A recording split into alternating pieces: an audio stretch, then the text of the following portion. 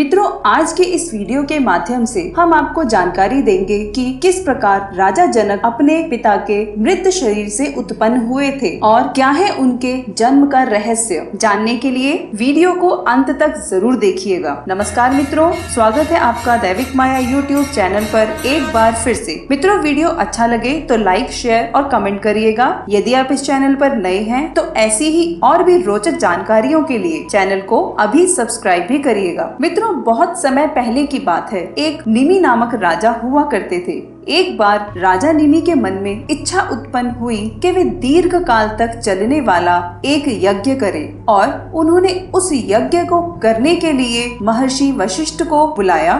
तब महर्षि वशिष्ठ ने राजा निमि से कहा कि देवराज इंद्र ने उन्हें पहले से ही अपने यज्ञ के लिए उनका वरण कर लिया है, इसीलिए जब तक मैं उनका यज्ञ समाप्त नहीं कर देता तब तक आपको प्रतीक्षा करनी होगी। परंतु राजा निमि ने महर्षि वशिष्ठ की जगह महर्षि गौतम के हाथों अपना यज्ञ आरंभ करवा दिया। महर्षि वशिष्ठ जब इंद्र का यज्ञ पूरा करने के बाद राजा निमि के पास पहुँचे तो उन्होंने देखा कि राजा निमि ने उनकी प्रतीक्षा न करके अपना यज्ञ शुरू करवा दिया है। यह देखकर महर्षि वशिष्ठ को बड़ा आश्चर्य हुआ और वे राजा निमि की प्रतीक्षा करने लगे। परंतु उस दिन राजा निमि बहुत थके होने के कारण सो गए थे। इससे महर्षि वशिष्ठ को बहुत क्रोध आया और उन्होंने राजा निमि को श्राप देते हुए कहा कि तुमने मेरी अवहेलना की है, इसलिए तुम्हारा शरीर अचेतन होकर गिर जाएगा।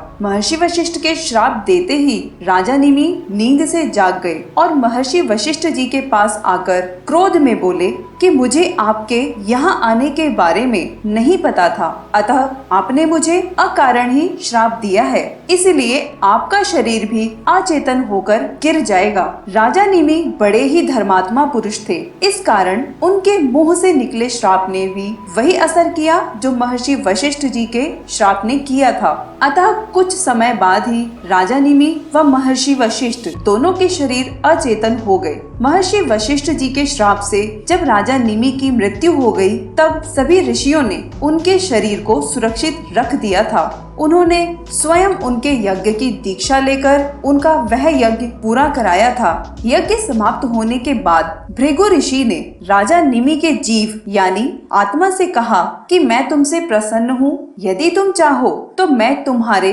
सुरक्षित रखे मृत शरीर में तुम्हें पुनः स्थापित कर दूं। परंतु राजा की आत्मा ने पुनः उस शरीर में रहना स्वीकार नहीं किया। तब सभी ऋषियों और देवताओं ने राजा निमि की आत्मा से कहा कि तुम बताओ कि हम तुम्हारे जीव को कहाँ स्थापित करें। तब उस धर्मात्मा राजा निमि की आत्मा ने कहा कि मैं सभी प्राणियों के नेत्रों में निवास करना चाहता हूँ। तब सभी देवताओं ने कहा, ठीक है राजन, तुम सभी प्राणियों के नेत्रों में वायु रूप में विचरते रहोगे और तुम्हारी थकावट को दूर करने के लिए प्राणियों के नेत्र बंद हो जाया करेंगे। उसके बाद उन ऋषियों ने धर्मात्मा राजा निमि के वंश को आगे बढ़ाने के लिए राजा निमि के शरीर का मंथन किया। उस मंथन से एक बालक की उत्पत्ति हुई जिसका नाम था मिथि। इस अद्भुत जन्म के कारण ही वह मिथि जनक कहलाए थे। इसके बाद इस वंश के सभी राजा जनक कहलाए। देवी सीता के पिता राजा जनक भी इसी वंश के थे। मित्रों, आशा करती हूँ कि आज की ये कथा आपको अच्छी लगी होगी। इस वीडियो को ज्यादा से ज्यादा शेयर और लाइक कीजिए। मिलते हैं आपसे अगली वीडियो में। जय श्री हरि विष्णु मित्रों।